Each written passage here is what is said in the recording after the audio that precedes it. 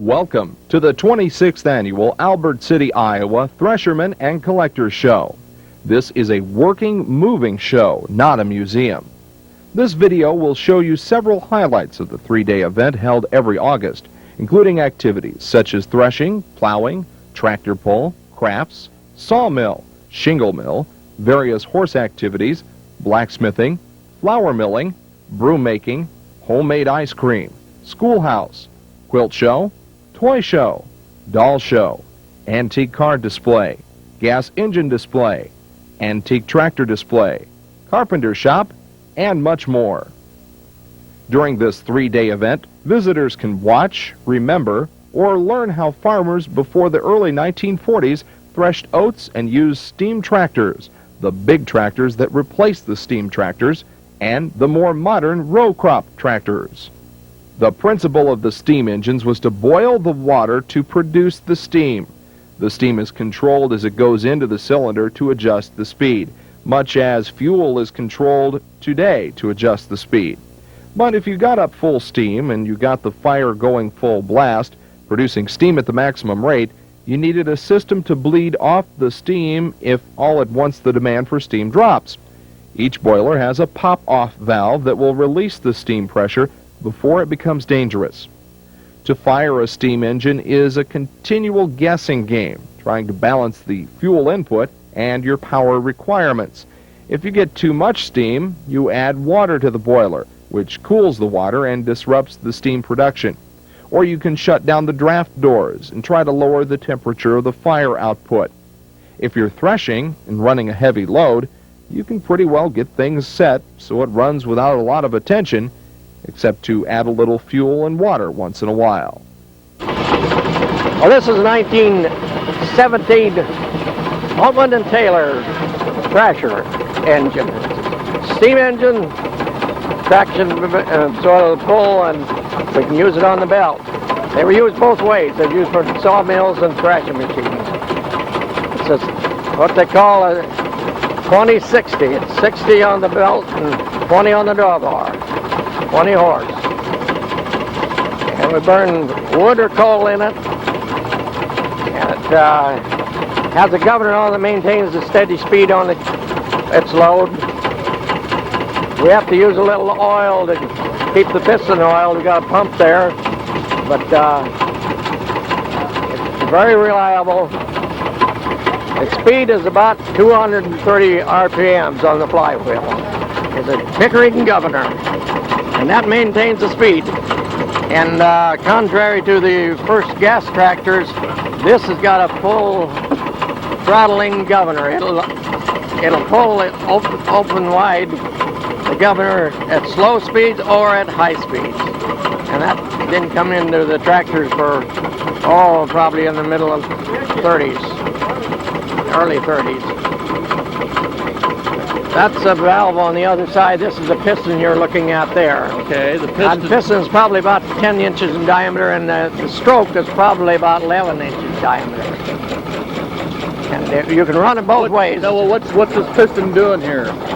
So the steam comes through, up there through the dome, into the governor, and then it's regulated, goes down to the valve chamber, into the piston. And the valve, it's got to call a slide valve, and it opens it, closes twice, and you get the same power on both. It gets power on both ends of the piston. That's why it's steady power. We're burning wood, and you can burn coal, and it probably would, thrashing all day long, would probably take about 1,500 gallons of water a day. And probably. How much wood would you burn? Well, wood is hard to keep up steam with, and you have to just poke the firebox or pull continually. Fill it up with wood. Because wood don't give out the power, the heat, like the coal does. Good coal is easier to fire this thing with than wood. We prefer coal, but they don't like to have too much smoke around here, so they burn wood. The valves basically are controlling the water levels and the amount of water going in and out? Right. And the lever's up there, the one on this side is the reverse lever. You throw that ahead, and this thing will go the other way. But we're using it today, pulling backwards with a straight belt. We got a twisted belt. We have to use that so we can have a twisted belt. If we run a straight belt, we have a straight, then we'd have to run it the other way. The sawmill's got to go a certain way. And the other one in the middle of the throttle, that controls the valve up there on letting the steam in. See that big elbow up there? And lets the steam into the governor. That's what shuts it off. These were the only tractors that had the horsepower to replace the big steam engines. So many of them look a little like a steam engine in design, in fact, that often the gearing is identical to a steam engine, and they run about the same speed, most of them having 1 or 2 forward gears. They look like they would pull a lot more than the 6 to 9 bottom plows, but they weren't very efficient. The tractors themselves had a lot of iron to haul around. You needed a lot of power just to propel the tractor, plus the gearing had a lot of slippage. They were slow and clumsy, but a lot better than steam engines, because you didn't need to stop at the end of every round and chuck the firebox full of coal and take on water. The big change in farm tractors has been that you get more horsepower out of a gallon of fuel than you used to. Hello, my name is Mark Erickson, and I've been asked to talk a little bit about this particular tractor. It's an Altman-Taylor built in Ohio, we think around 1918, and this particular unit was purchased by an uncle of mine in the early 1920s in the Des Moines area and brought up here, where it worked in this Albert City community up until the early 50s, pulling a threshing machine and doing things like that. I was fortunate enough to purchase it from that uncle in 1959, I believe it was, and we played around with it some, and then it ended up coming back to the Albert City area here in 1974 for the Diamond Jubilee celebration at the Threshing Bee, and it's been here ever since, where we try to use it every summer. It's rated at 60 horsepower, weighs almost 24,000 pounds, I'm told, and it was primarily used for belt power for things like threshing machines and corn shellers and things of that nature, and some saw use in heavy pulling such as road grading and possibly house moving. In western states they were sometimes used on very large tillage equipment. This one, as may not be evident by its appearance, is in fairly good mechanical condition. It runs quite well. I've done some mechanical work, and we hope to use it later today on a threshing machine or possibly the sawmill. It's a 4-cylinder internal combustion engine. It's not a steam tractor. It was meant to burn gasoline or kerosene, and it turns at a very slow speed, about 500 RPM. Its only forward speed is a maximum of about 2 miles an hour, and it is capable of pulling a fairly large plow. We've used up to an 8 or a 10 bottom plow behind it out here in demonstrations at that very low speed. Yeah, I'm Dennis Powers. This is a 1911 Fairbanks Morris tractor. The Fairbanks Morris tractor was made in Rockford, Illinois, the same manufacturer of Fairbanks Morris gasoline engines. They took a short time in the tractor business, from about 1910 or 11 to 1915, and then they were never in the tractor business again. This tractor originated in Hamilton, Ontario, and then belonged to an owner in North Dakota, then one in Minnesota, and I purchased it about 10 years ago. It's a single cylinder. The bore is 10.5 inch and the stroke is 18 inch. Single cylinder, 2 flywheel, hit and miss. And it will hit or fire an ignition, and then it will miss until the speed slows down, and then it will fire again until the speed picks back up. We've had it here at the Albert City show for, I have had for about, I suppose 7, 8 years now, and always make the parade and run the case hand fed separator with it. I have a friend from Missouri, Keith Groshon, that operates the tractor here at the show, and we like to have our exhibits so that they will try and do what they did originally when the tractor was new. So we run the separator with it and parade a little bit with it, and just generally have a good time. Yeah, I'm Kurt Stein from Gilmore City, Iowa. 2 of my sons and I own this 3060 Altman-Taylor tractor. This originated up at Pipestone, Minnesota. That's where it was bought new, and threshed grain up there and graded roads. And spent most of its life up there, and then it sat in the grove for many years and deteriorated. And somebody up there got a hold of it and got it running again, and anyhow it come down here to Iowa. We've had it probably for 15 years, and we done quite a little work on it. But it's really a wonderful tractor for thrashing or sawmill or anything a guy wants to do. It'll pull an 8-bottom plow. These were used a lot for building roads in the early days. These were the king of the big tractors that pulled the big escalators that built the roads. These big tractors, they thrashed the grain and built the roads and broke the prairies. Carved rooster was the trademark of the Altman Taylor. Later came the smaller tractors, smaller and weighing less, with improved engineering and more efficient use of fuel. These were used mainly for tillage, belt work such as threshing, sawmills, and corn shelling. Plowing was the big thing. These tractors were followed by the row crop tractors with the narrow front ends. Up until modern times, there was no means of weed control except for tillage, so the faster and better you could get that done, the better off you were. Back in the 30s, many manufacturers came along with the row crop tractor that you could put a cultivator on. The farmer simply got more use out of his investment. Everything came out manufactured on steel wheels. Around 1938, you started to see some rubber tires come out of the assembly line, but before that, 99% were on steel. A lot of steel wheels were cut down and rims put on so rubber could be used. Rubber tires didn't really come out big until after World War II. Each year, the show features a different tractor. This year's feature was the Minneapolis Moline.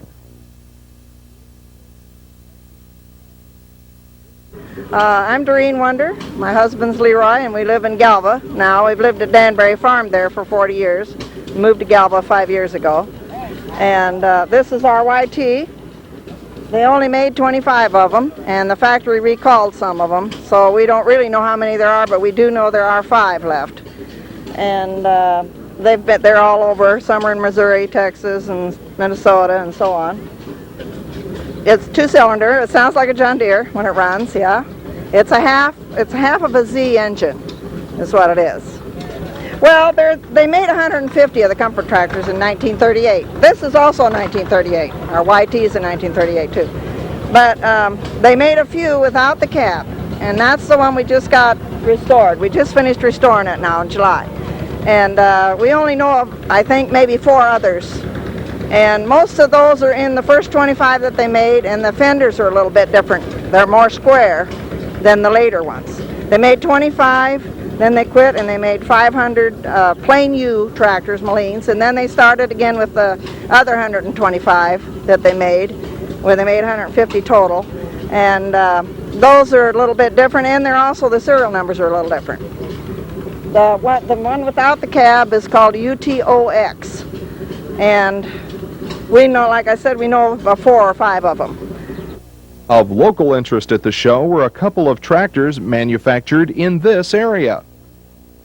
I'm Wayne Tiemann. I'm the son of Charlie Tiemann, who was one of the 5 brothers that started the Tiemann Harvester Company in Albert City. They started out with an inch-leach cutter and eventually went into tractors and other farm equipment. At one time, I counted up to 150 different items that they manufactured. So they employed somewhere in the neighborhood of 100 people for several years there prior to World War II. Then the war came along and their health went bad, and they had to give up the manufacturing business. In fact, of the 5 brothers, there wasn't one of them that lived to be 60 years old. Now this tractor on my left here is an earlier model. It was probably made in 1932 or 33. The one here on my right, this was made in the early 40s, and this is one of the last ones that was made. And if you'll notice, there are a few options on this. It has a pulley, it has a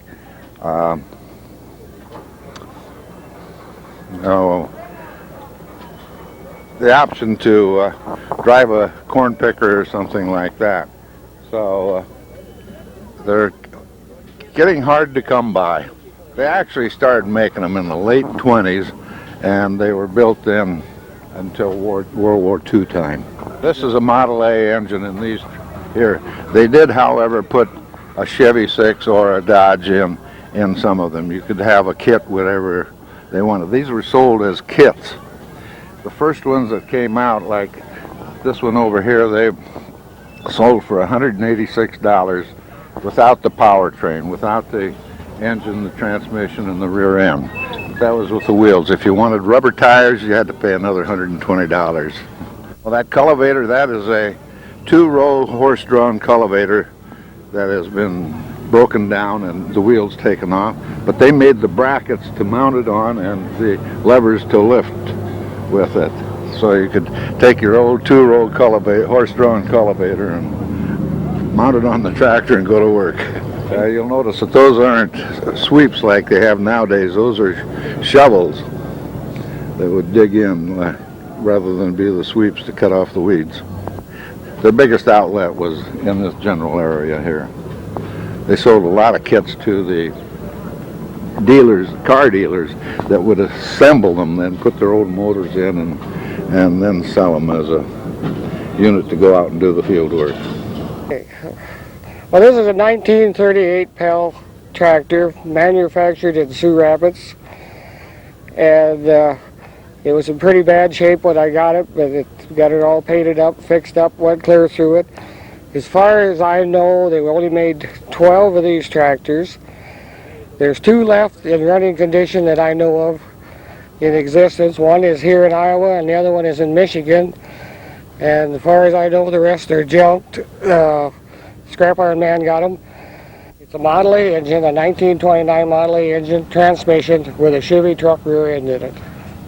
Pollock, Anderson, and Lepore were the 3 guys that... Pollock? Pollock, Anderson, and Lepore. This is Massey Harris's first ever 4-wheel drive auto steer design. Not too many of these were built.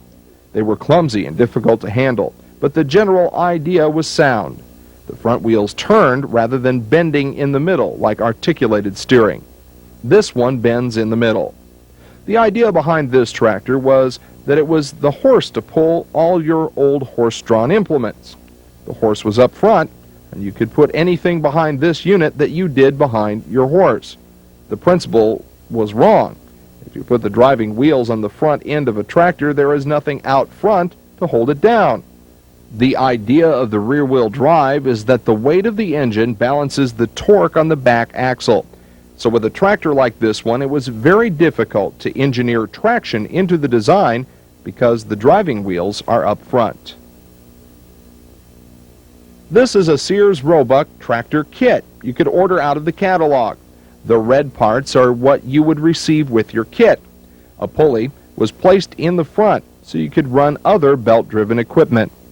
You took a Model T, removed the back wheels, and bolted the frame mechanism on, then put the sprockets on the ends of the axles, and you were in business. Here's a commercial unit that's made out of a tractor called a Honeybee. This would be the predecessor to the skid steers.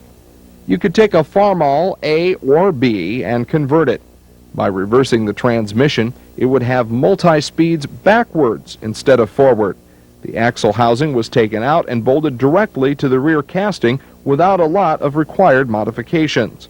A lot of innovation was used in creating things in blacksmith shops, and the manufacturers picked up on these ideas, adding sophisticated engineering.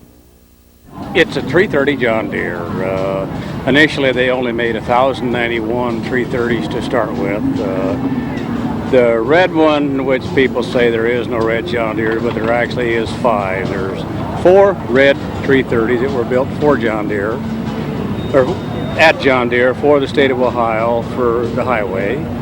And back in '37, they did paint one red back in the factory, and that tractor was used in the factory. And that particular John Deere now is owned by Rodney Coons of Osage, Iowa. Okay, this 730 John Deere was one of 6 that was ever built in the Ankeny plant of John Deere in Ankeny, Iowa. John Deere was losing out terribly to International Harvester, so they came with this And what they done here, it was a regular row crop 730, and they put a drop axle on it with 2 gears in it. So when you put the drop axle on, it reverses motion of the whole tractor. So what they've done with this one here, you can take the wheels off, put the drop axle back in the machine shed, put the wheels back on the original housing, and you're back to a regular row crop tractor. But it's about a 2-day job to take the picker on and off to start with. So it didn't happen very often. This tractor only has a little over 1,600 axle hours on it. It was in immaculate shape when I bought it, other than the whole top basket was rusted out, and I was lucky enough to find a new one in Lone Oak, Arkansas. Gas engines range from small, medium, or large to huge in horsepower. The Corliss engine is a 100 horsepower engine weighing 25 tons. The massive flywheel measures 10 feet in diameter. Small to huge and quiet to noisy describes the lineup of the gas engines in roped-off areas.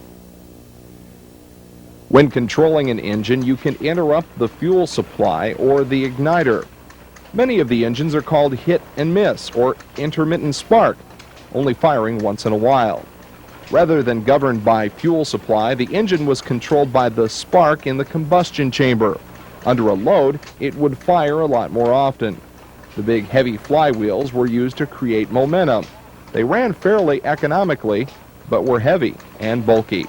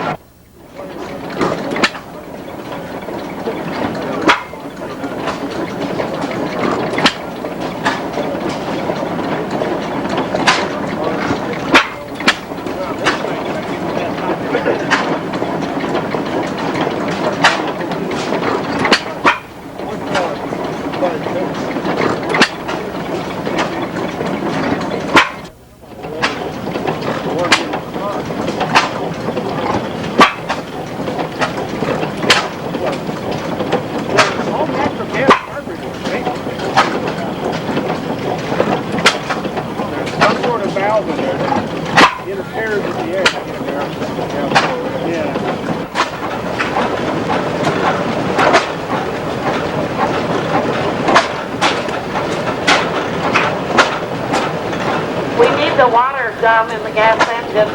We need water down in the gas engine.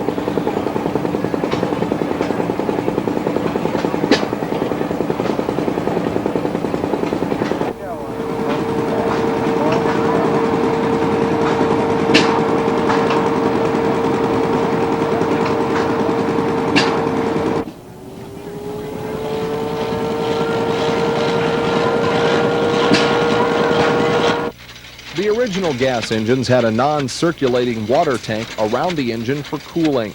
A high volume of water was required to cool the cylinder without boiling. Then someone came up with the idea to pump water over a screen to let the air flow through it to cool it. Finally, it was discovered that if you put the water through a tube to form a radiator and put a fan behind it, you could cool it faster.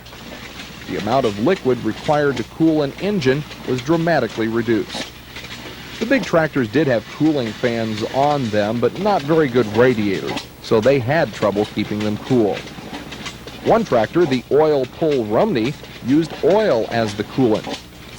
With the pounding sound of the anvil and the firing forge, the blacksmith shop becomes a part of history. Several amateur blacksmithers come and take their turn demonstrating blacksmith techniques. Forging the metal in the unbelievably hot furnace, the blacksmith would use his skill and tools to form the pieces needed, almost always without the use of molds. The metal would be beat into shape while still red hot on the anvil.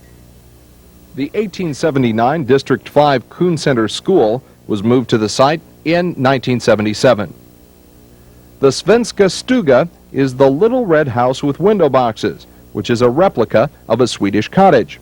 A stuga, referred to as the working class home or common man's dwelling, had a certain personality all its own. The dollhouse is a special treat for any girl, young or old. A variety of old and newer dolls, doll clothes, and accessories are arranged in the rooms of the house. The original broom machine in the broom factory is around 116 years old. A large broom handle, sawed and sanded, is fitted into the broom winder, where 3 layers of broom corn are twisted around it. Broom corn is derived from a sorghum plant and has long tassels, which are hung upside down to dry in order to maintain tough, strong, and straight bristles.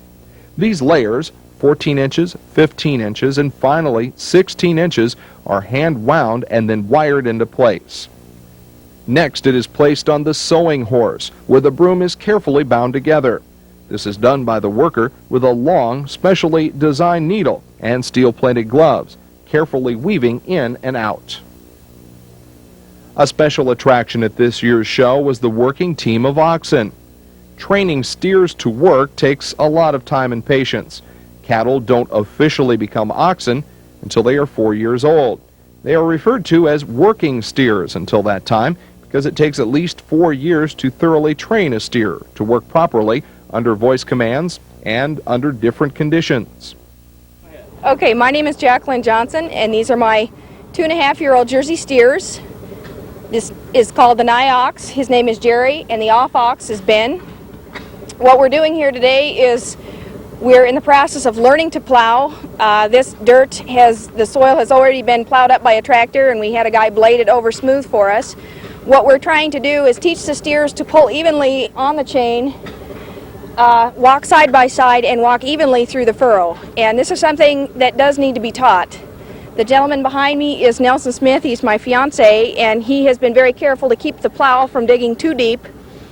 You don't want too much of a weight on a young steer, because if he finds too young in life that he can't pull, then he won't pull when he's older. So weight is something that you add gradually. First, we want to make sure that we are good at walking straight and these kinds of things. The commands I use are basically, there are 4 or 5 basic commands with steers. Obviously, come up is to go forward, whoa to stop. Backing is very useful when backing to an implement or backing up to take slack off or put slack on a chain to unhook. G and haw are the commands for right and left. G is the right and haw is the left.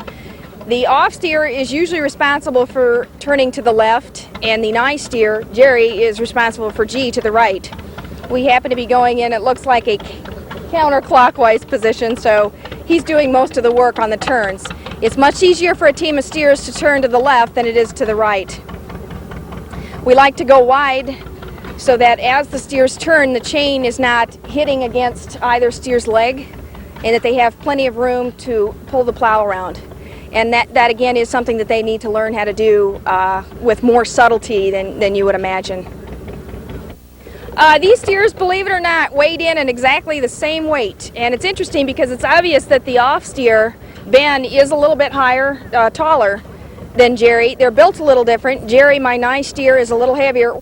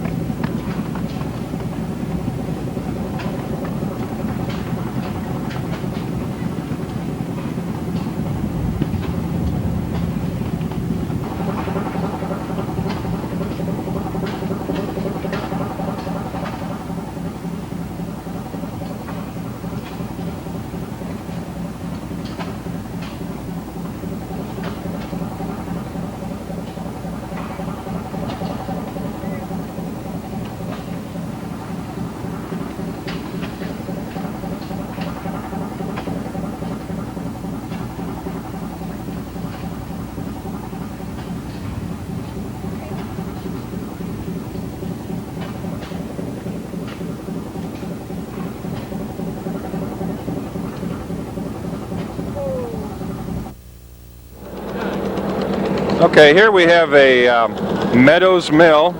These were made in North Wilkesboro, South Carolina.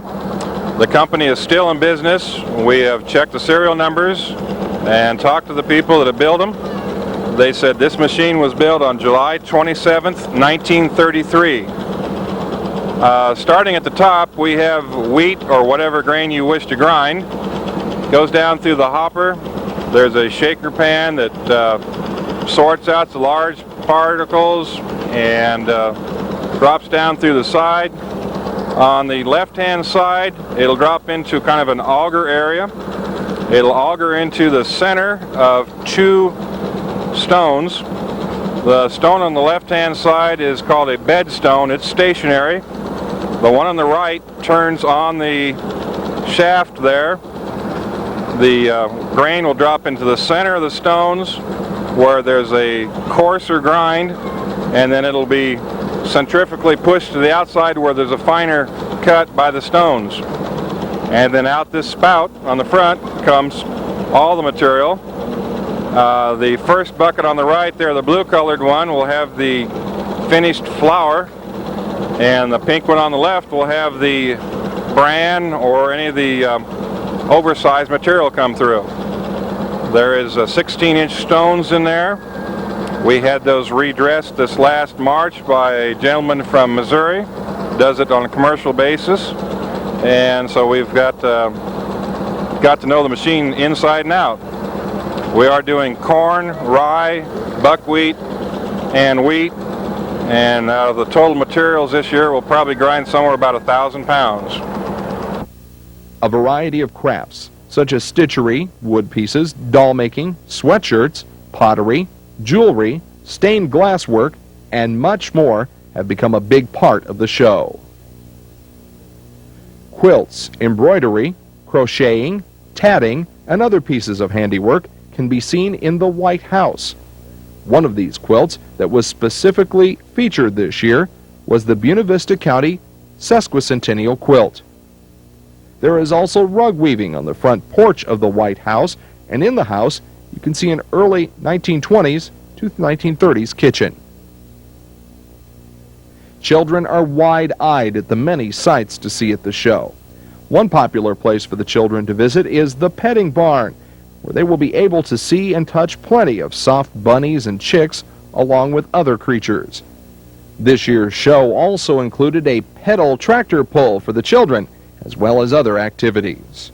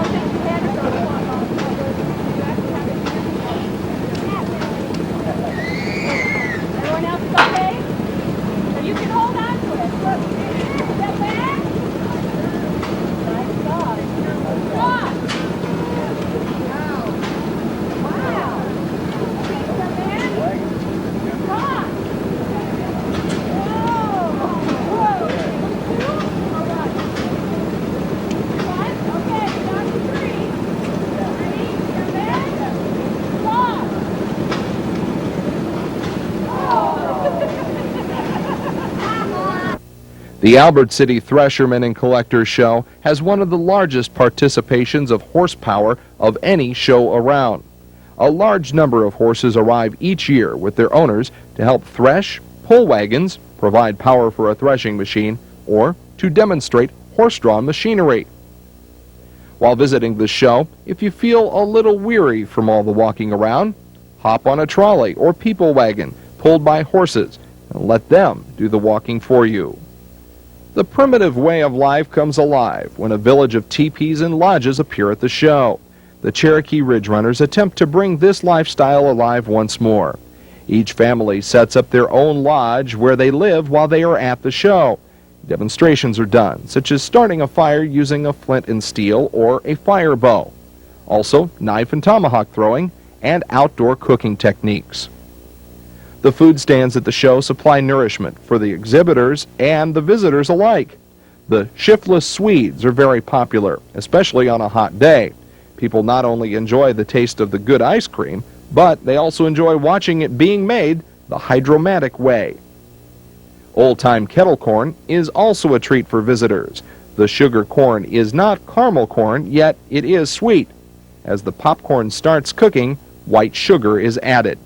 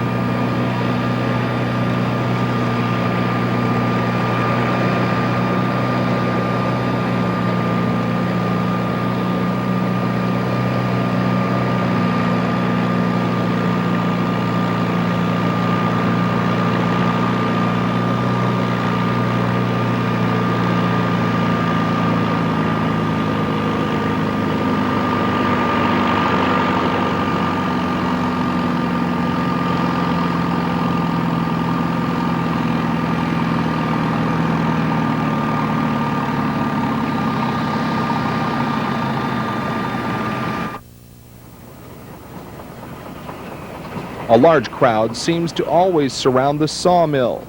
Huge logs hum through the mighty 52-inch blade with replaceable teeth. Ash, cotton, and maple logs are used, and it is time-consuming to get the saw set so it will operate properly. Everything must be lined up and kept that way to saw straight.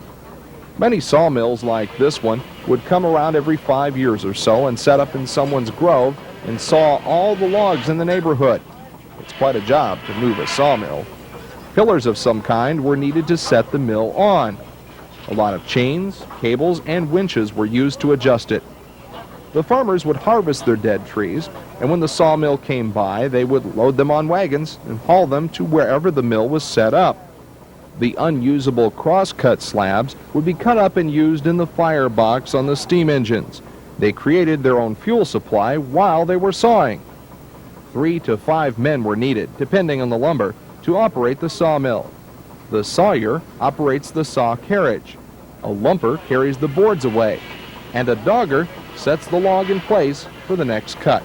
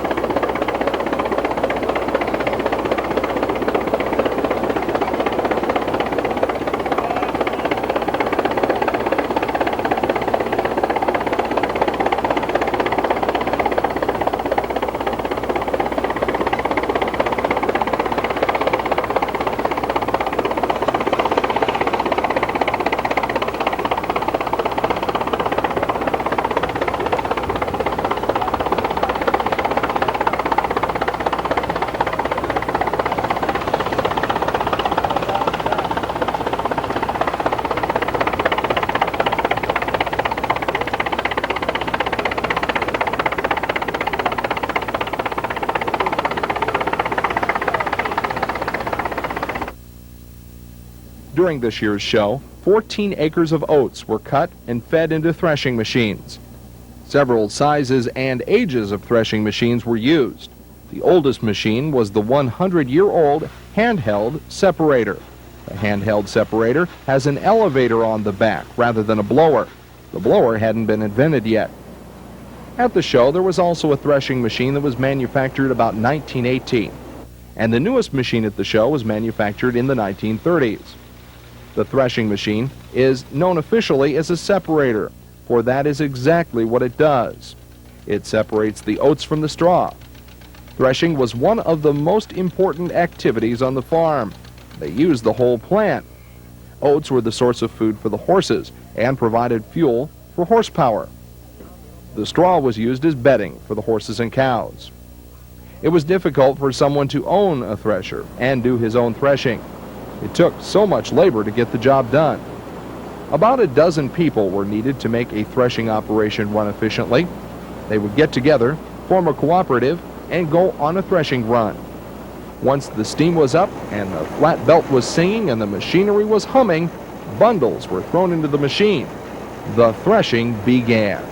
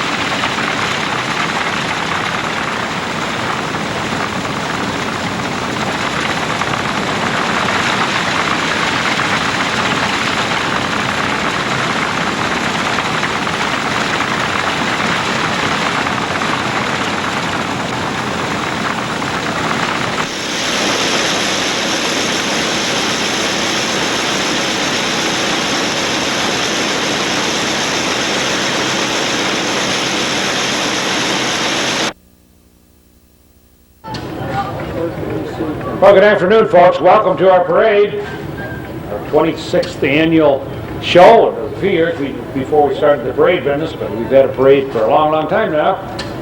And everybody loves a parade. So we hope you enjoy this one. And here's the color guard approaching on the north here.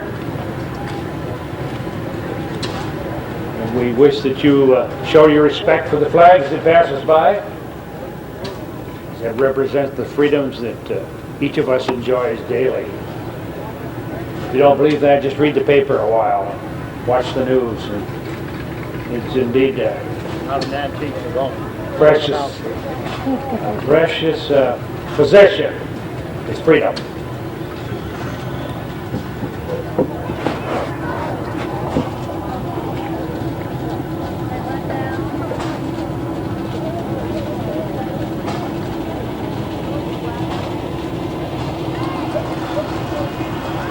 Thanks, man.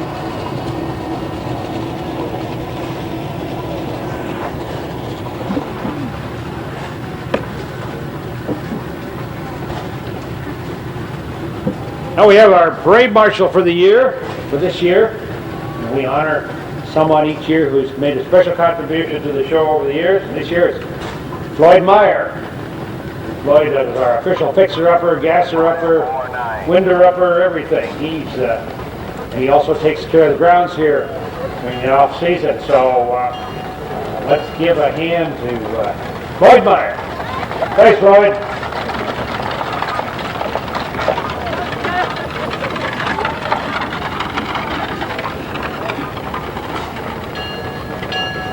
Here comes the Lorenz fire truck, the 1931 Chevrolet. They come over every year for our parade. Got her all gussied up, shined up this year, looking good.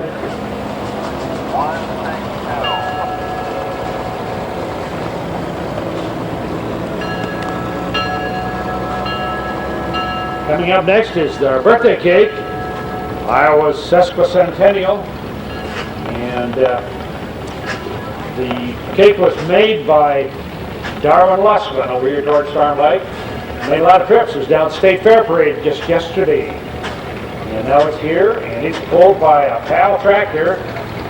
This is owned by Kenny Brush of Marathon. And Jerry Lepore is riding along. He's driving, that's right. Jerry Lepore and his father built these tractors, and I think there were only a few of them built, 12 I think, and there's only 2 remaining. And that's quite a bus, isn't it?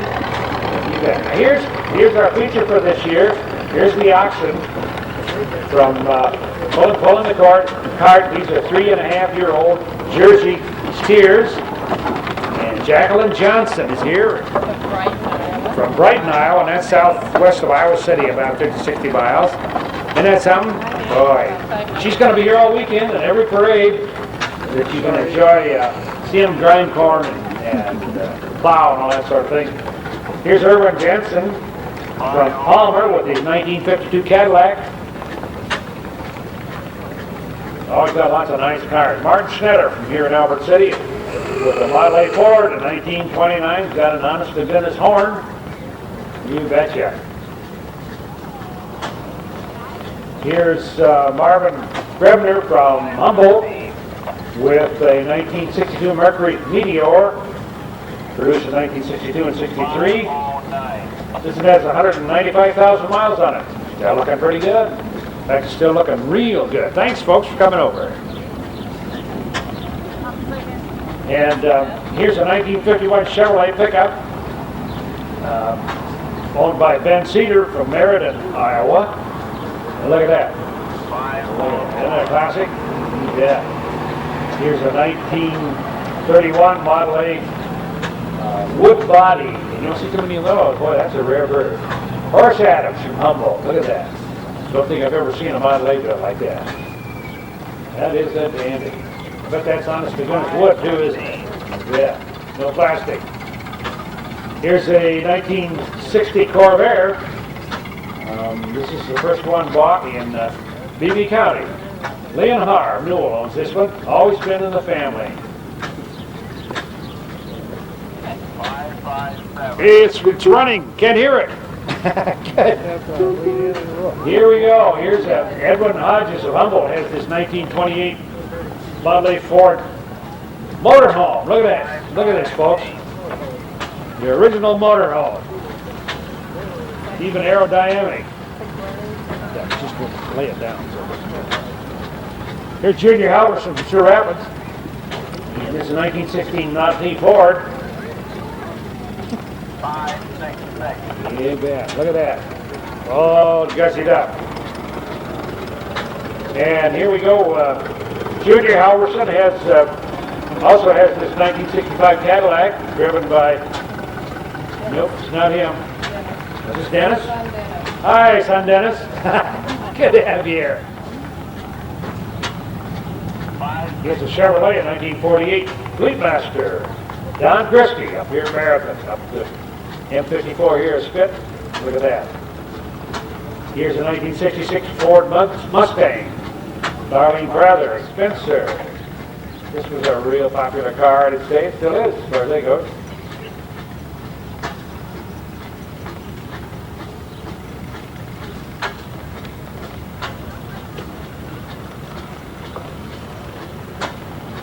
Here's a 1965 Mustang, 1969 Ford XL convertible, yeah. Virgil Prather, Spencer. Yeah. 535. Got good support from our friends in Spencer and Storm Lake, the car clubs there. A.J. Nelson is driving this 1956 Corvette convertible. Boy, that's a great car to go out and spark it in, isn't it? Here's 1957 Ford Thunderbird. This is the last of the single-seater T-Birds made. You betcha. Here's a 1964 Ford Thunderbird convertible. It's a retractable one. And Kyle Winnell is the driver. No, I don't think so. Can't see. Luke Gaylord. Luke Gaylord? Okay. And here's BJ Otto down the road here with 1969 Cushman pickup. Here's another one of those good-looking Mustangs coming along here. The 1966 Dan Patton, Storm Lake. This is 554. More Mustangs. Boy, they're still popular. This one is 554. we haven't found it yet. We know it's 554. Oh, Jolene Johnson. Jolene Johnson, the 65 Mustang. 571.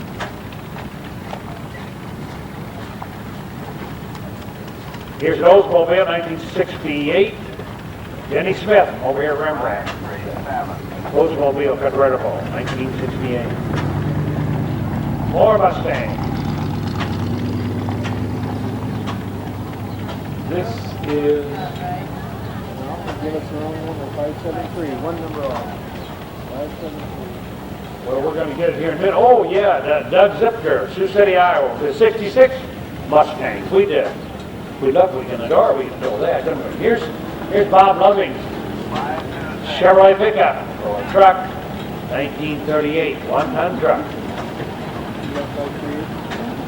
Thank you, Bob Loving's Model T gas truck, 1923. That's the way they deliver gas, kids. Those are the good old days. Dump it in a 5-gallon bucket, take it over to the oil barrel, and throw it in. Here's a 1943 Studebaker military Weasel, an M29. And wouldn't this be fun to fiddle around with on a rainy day in the mud? World War II vehicle. Jim Nelson looks like the driver. How about that?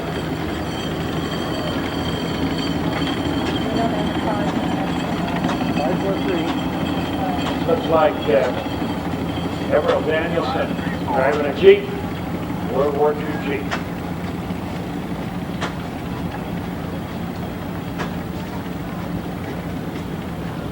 Here's a 1952 Willis military Jeep. driven by Dennis Holgrave, I think. You can't see that far away. That's right. 534. Here's another Jeep. This one is sort of a civilian Jeep. It's a 1947 CJ2A.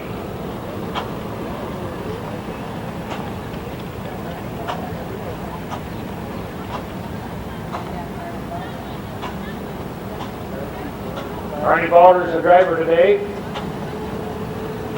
Here's a 3/4 ton 54 Dodge M37.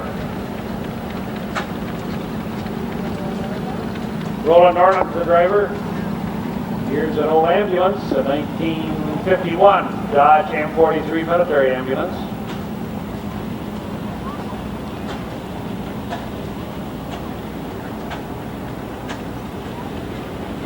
Resurrected from the Cushing Fire Department.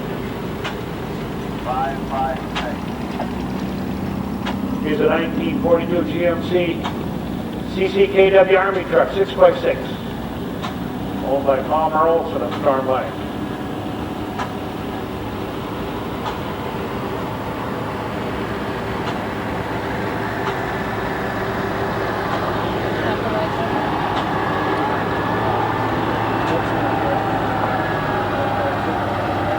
Don't know anything about the cannon except they go boom. That's all I know. It says in the window. Another Jeep.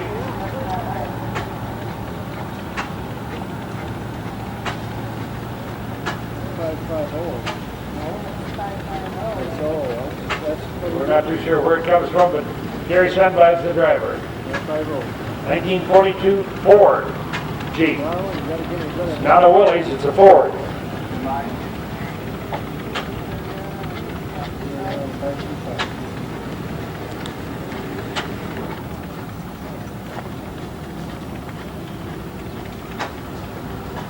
Here's a 1952 GMC M135, and this is a 2.5 ton.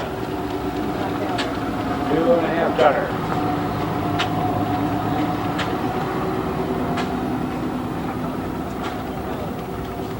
Here's Willys 1948 Overland Jeepster.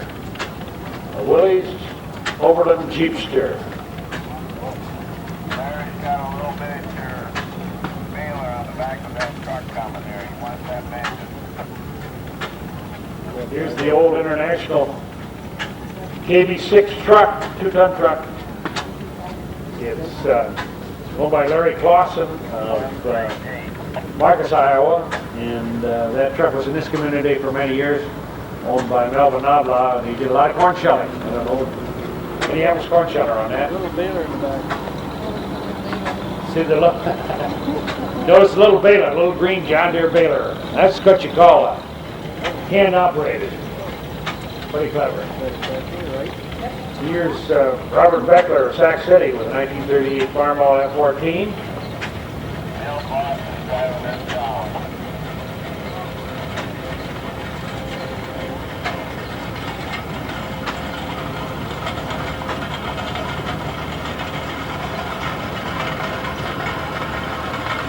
Here's a tractor machine you don't see every day, and I can't tell you too much about it because it's kind of small.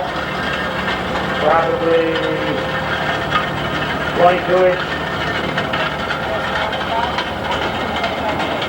Yeah, 1925 case thrash machine owned by Ron Shop over at Little Sioux. Here's Mel Voss with his 4-horse hitch. The Voss family comes up here every year in between times, help us out. Always got horses. Appreciate what they do for us. Yeah. Hi, everybody.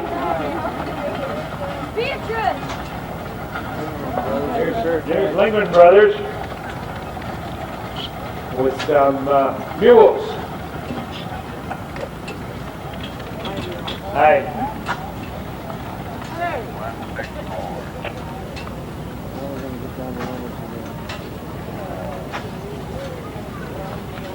Rolling wheel, no number for that. Okay, who are you? Pat Rolls, Carol. Pat Rolls? Pat Rolling. Oh, rolling mule farm. If I could read it, it'd help. Yeah, how about that? He's been hauling people around here. Hope you got a ride. Here's Tom and Mary Jordan from Knoxville, Iowa. They've been coming up for several years now with their little half-scale case steam engine. 285. Tom and Mary Jordan.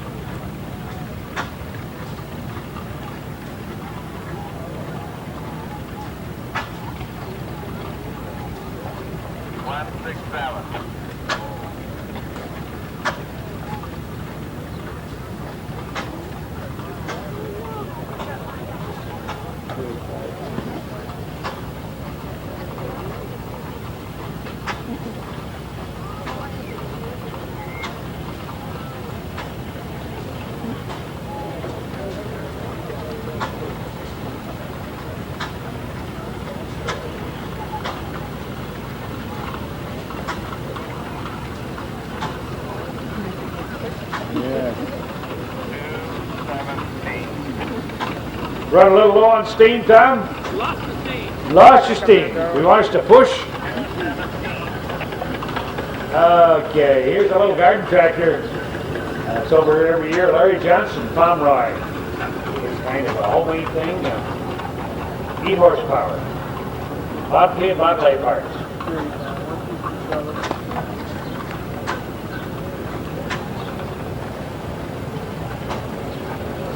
Dr. Kent Tima, West Des Moines, owns this 1941 Tima tractor, driven by Dad, Wayne Tima, from south down the road here. Of course, they were produced here in Albert City years and years ago, made basically out of Model A parts.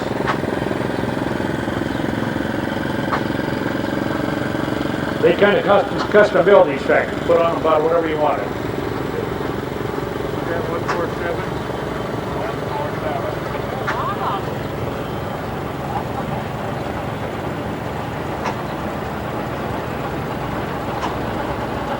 Here's a picture of Minneapolis tractor, Maynard Wilbur's of Gilmore City.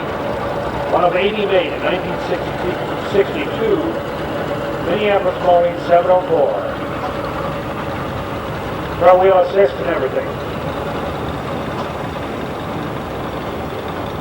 LP gas burner. And here's Leroy Wonder from Galva, Iowa, has his 1938 Minneapolis Moline UD LX. First cab comfort tractor. That is a dandy.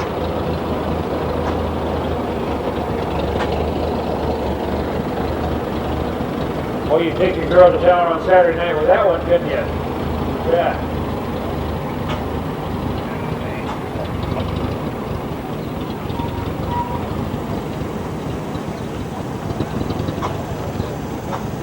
Leroy owns this one too.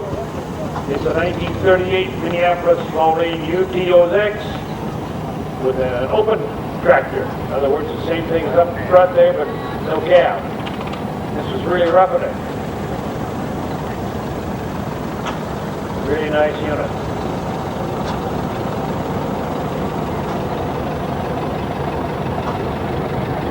Is that a 5-mile-an-hour bumper on there, Leroy? What? 5-mile-an-hour bumper. You know, they're always talking about on cars. You can't hit them more than 5 miles an hour. Here's Carl Bellows down the road here in Newell with his old Minneapolis Moline. He bought that tractor new. Comes every year with it. Made a cab for it. It's a Hummer. 1946 model.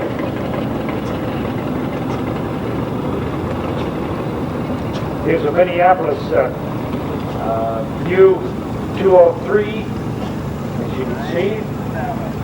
Elliot Marson from Ruthven has this unit. I never did see a manure spreader that clean. Don't use it anymore. Yeah, that's a dandy. That's a dandy. Here's a 1939 Minneapolis Moline R. And this was Wendell Tutt, Marathon has this one. That was a popular tractor in its day. Betcha.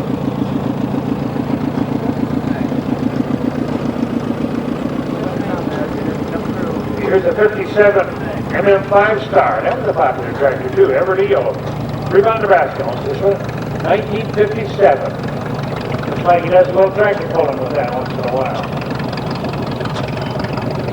And it looks like Everett's got another one coming up the line here. A 1957.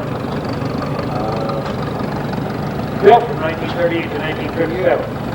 Oh, yeah, that was another popular one. Yeah. They really run smooth. Thanks, Everett. Here's a 1937 John Deere A, Model A, Arbor Crush, driving it, restarted. Looks good. Looks good. Keith Horstman from Havelock with a 1942 Farmall BN, and that BN is just like a B, only narrow. That makes sense, doesn't it? You bet. Don't see too many of those. Narrower tread than the regular B. Here's a David Bradley. Here's one you can get out of the warts. That's Sears Roebuck. I think Sears Roebuck catalog. You can order this, just like you order underwear. Stan Gingrich from Laverne, Iowa. That's a dandy. Yeah. 1938, Ray Bradley.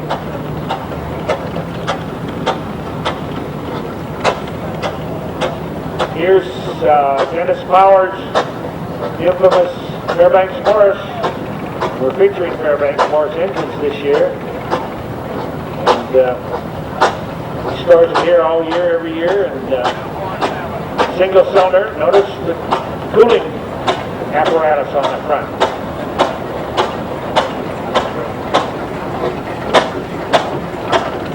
Had it out here on the hand-read tractor a little while ago. Here's Dennis Flowers again with the 1920 Hoffman Taylor 3060. 30 horsepower on the drawbar, 60 on the valve.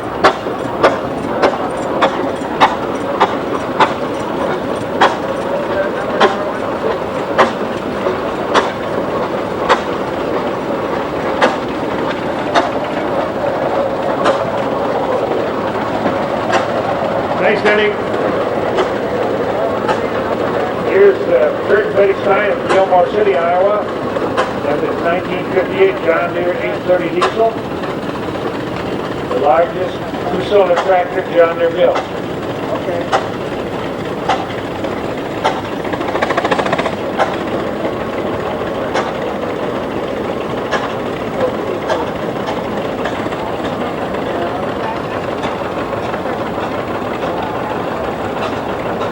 Kurt, Ron, and Doug Stein on this 1923 Ogden Taylor 3060. Originated in Pipestone, Minnesota.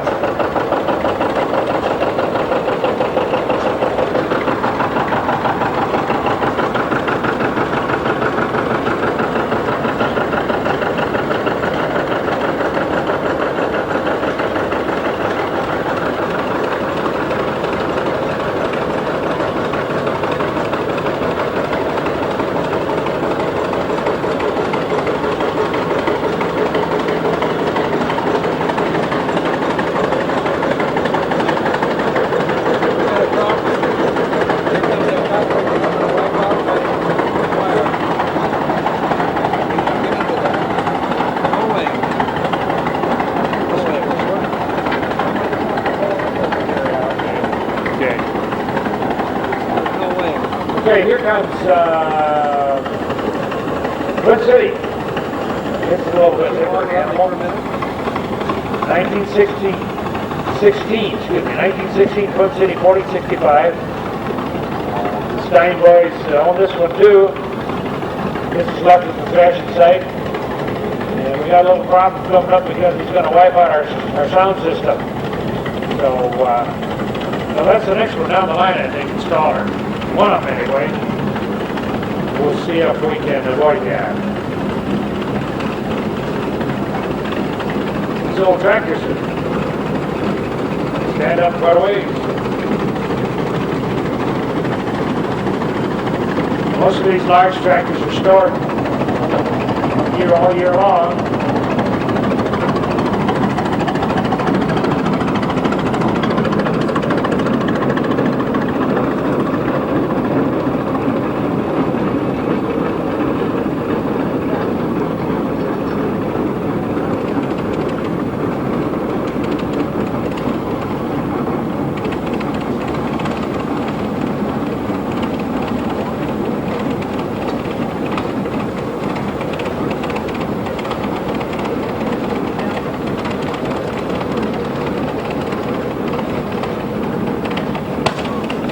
Here's another Ottman Taylor coming. We wondered some days if we shouldn't have an Ottman Taylor as a feature. We got quite a few of those tractors here every year, and they were very popular in their day, and obviously still are.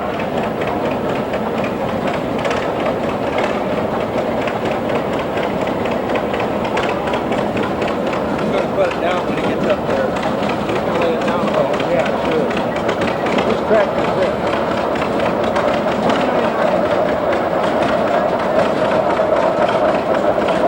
Okay, here's Robert Craig, Westchester, Pennsylvania, owns this 1918 Ottman Taylor 3060.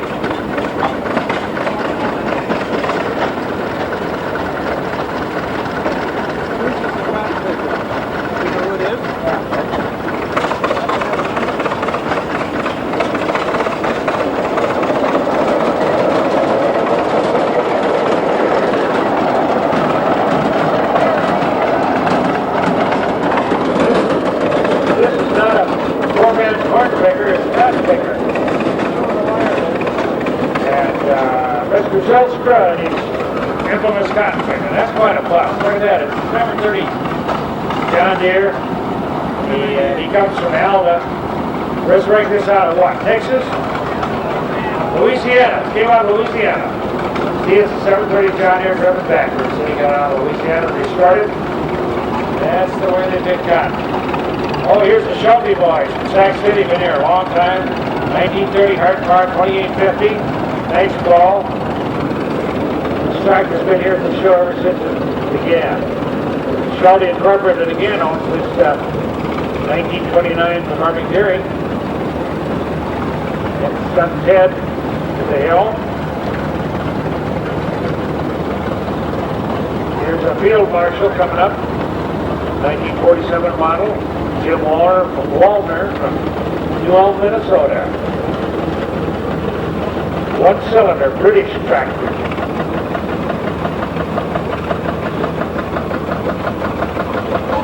These are famous old hard cars. Excuse me, rumblies, oil for rumblies. Joe Hickman from Pocahontas with a 1220, 1923 model. Fluid with oil. That was what was famous about those tractors. And different. Didn't have to worry about the radiator fixing up anyway. Here's a GP John Deere, 1926 model. Vindy Big Bud he's driving.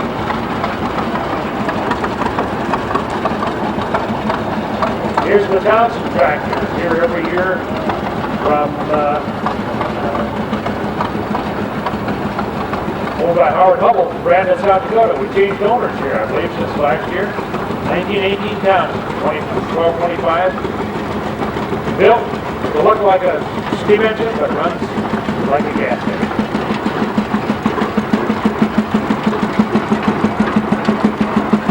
Here's a 1918 Oxen Taylor steam engine, 2060, in the Gilmore City area.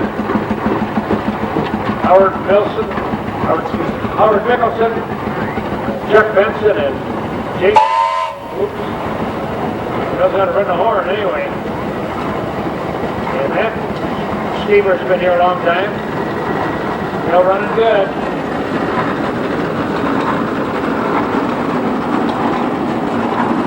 Gerard Papa from Palmer on this 1938 Graham Bradley. Another one of those Sears Roebuck Sears Roebuck tractors, catalog tractors we used to call them. In the new edition of the Sears Roebuck catalog, when I was a kid, boy, we drool over these tractors. They really were streamlined, and rubber tires. They were just great. Here's a 1948 Indian Ford. Gerhard Papa owns this one too.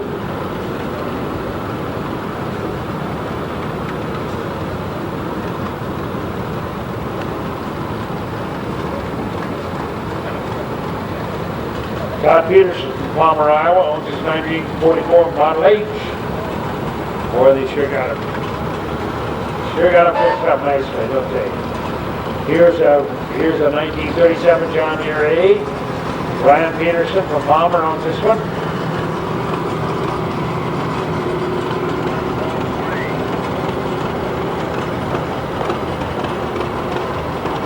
Here's an LP-fired John Deere 50, a 1955 model. Gene Cedar from Meriden and Bristol. You see too many of those LP tractors around. Here's one of them. We used to say they run on stove gas.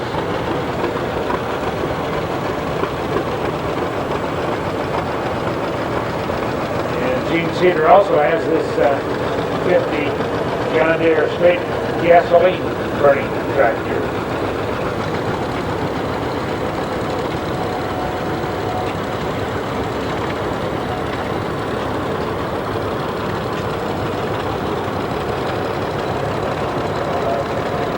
This is an unusual tractor. Charles Woodland of Palmer always brings up this English-made Alice Chalmers. It's a 1952 D272, built in England, but sold by Alice Chalmers. That's the only one I've ever seen of that tractor, that model.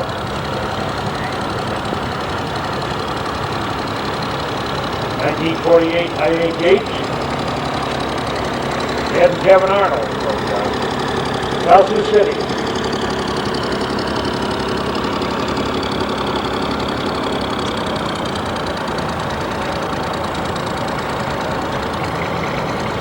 Gonna put her in high here pretty soon. Here's a Charles Woodland also owns his ED40 Alice, another English made, the only one known in this state.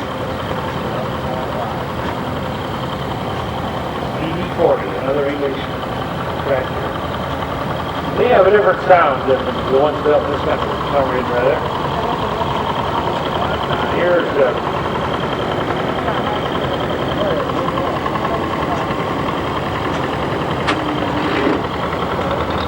Ed and Kevin Arnold have the South Sioux City, Nebraska, have this 1943 Alice C. Looking good. Here's a Gussie up 77. Robert Beckler from Sac City brings this one up, and it's a dandy. Hope they run quiet. Here's one you don't see every day. In fact, I've never seen this tractor before. It's a 1938 Minneapolis Moline YT, a two-cylinder. Leroy Wonder from Galvo owns this one. And they had that out pulling the, hear it? Sound like John Deere. They had that on the hand fed separator here a little while ago, picking them off really good. Here's a 1964 Honeybee tractor loader. It was made by the Honeybee Manufacturing of Everly, Iowa. And the basic unit is a B Farmall, owned by David Gustin of Dickens. Maybe we should feature the Cushman some here. There's a lot of Cushmans around. The Rosenboom family from Pomeroy, Iowa has this Cushman Truckster. They made a lot of different sizes and models. Interesting tractors, parts. Kirby Betts in Fostoria has this 1944 John Deere A.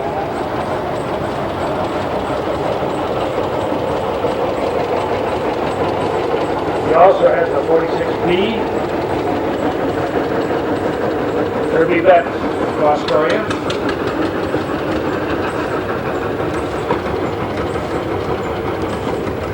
Oh, we're just a seventh row here.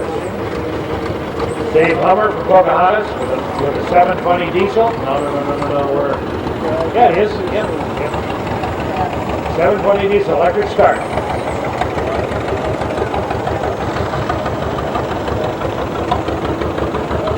These tractors had the fuel economy record at the test site in Nebraska.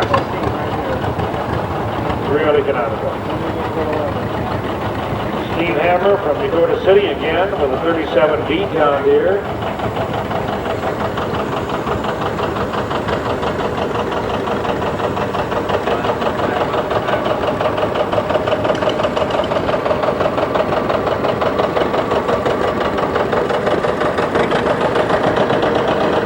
And Steve Hammer again has the 51B.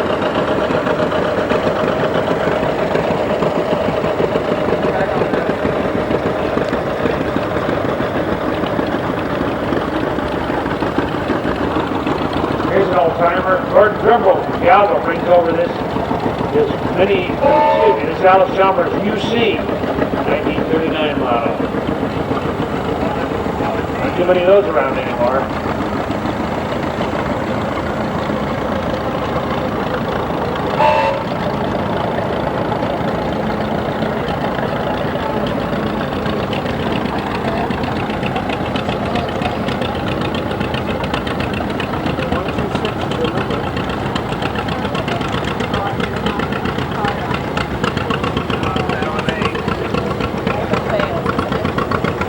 Yeah, this is a standard tread V. And Mr. Fales, is that right?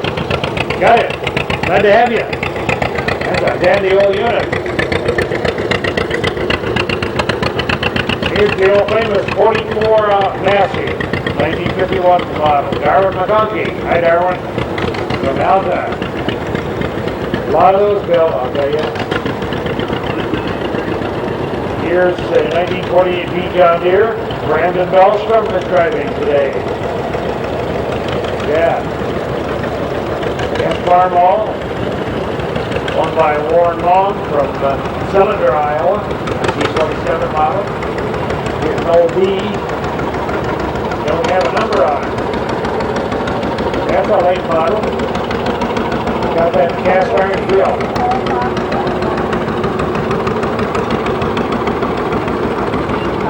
Tyler Hot Rod with Pocahontas. That's a 1949. Here's a Mini D from Jacob Holtorf from Pocahontas. Mini D. Here's an interesting tractor, an orchard tractor, a crawler.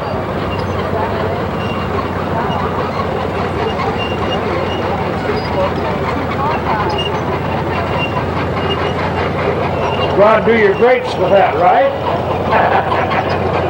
Yeah. Steve Rosenville from Pomeroy. MC Orchard tractor, 1937 model. And here's your conventional crawler tractor. Why they ride smooth, don't they? John Rosenville, M Crawler. Hey, that's a way to lose weight, isn't it? Here's the John Deere MC Crawler. Hydraulic operated rotor blade on it. Charles Crack from Moorhead, Iowa, 1851 model. Here's another one of those Deere, late model Deere. This is Larry Clausen from Marcus.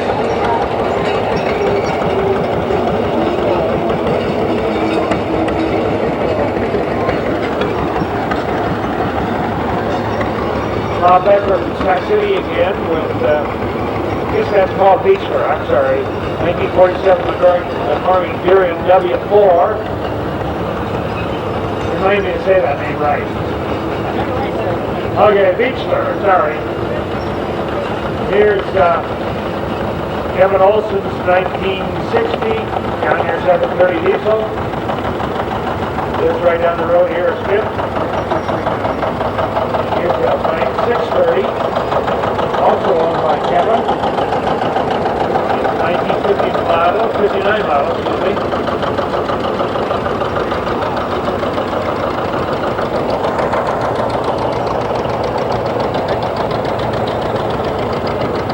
Here's the 1936 John Deere A, Vernon Olson from Spencer.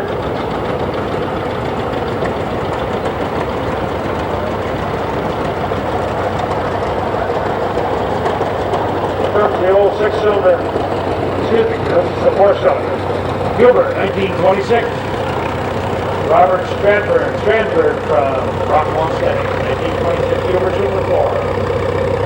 1836. 18 horsepower on the drawbar, 36 on the belt. That's a dandy. Carvel's Mill owns this 1954 John Deere 60. Driven by grandson Sean Frederickson.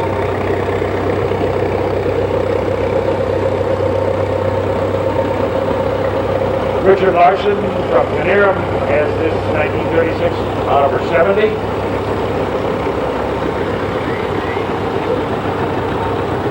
they were really a smooth running tractor. Still out. Here's a 730 diesel, 1959. Owned and driven by Paul Paulson from Ottawa, Iowa. Over by Sioux City.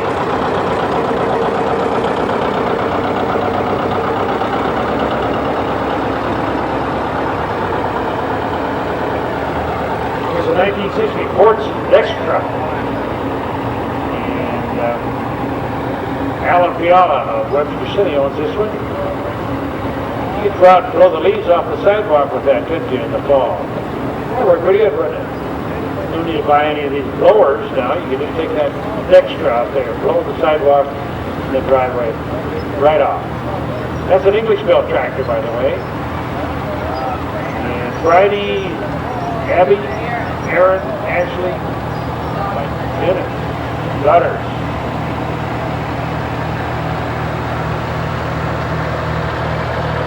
Skip Anders from Melbourne, Nebraska. That's this 1953 Case SI. First time at the show. Finished just in time for our show. That's an unusual tractor. I didn't see very many of those. That's an industrial tractor, isn't it? Yeah. They used them on ships and docks and all that kind of stuff. That's really interesting. Thanks for coming by. Here's Justin Sigmund, Albert City with 560 hydro feed wagon. Boy, they were popular. You betcha.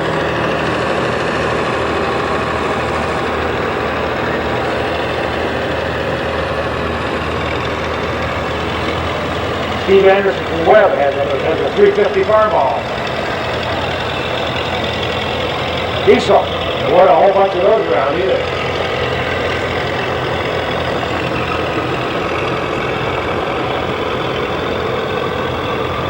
Here's a 1958 450 Farmall.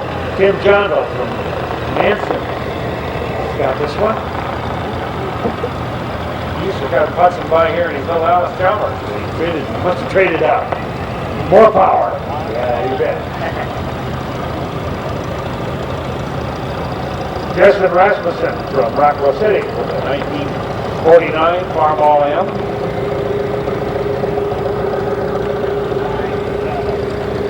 Followed by a 46H, owned by Tammy Trebesh from Hamburg, Minnesota. Water from a salvage dealer, started over. That's a good looking finish on that one, you bet. Good man. 51 John Deere G. Philip Sodka from Way City. 51 G. Tony Sodka has this 48V, John Deere V. Got his worker clothes on. Got a whole row of them coming up here. Kyle Rolling from Troy City with a 70 John Deere, 1954 model.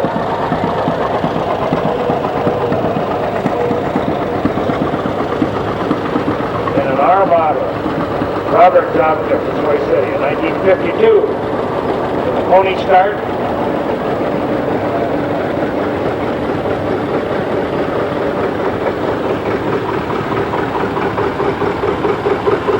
Bob Scope from Calvert City has a Farmall C, a 1949 model.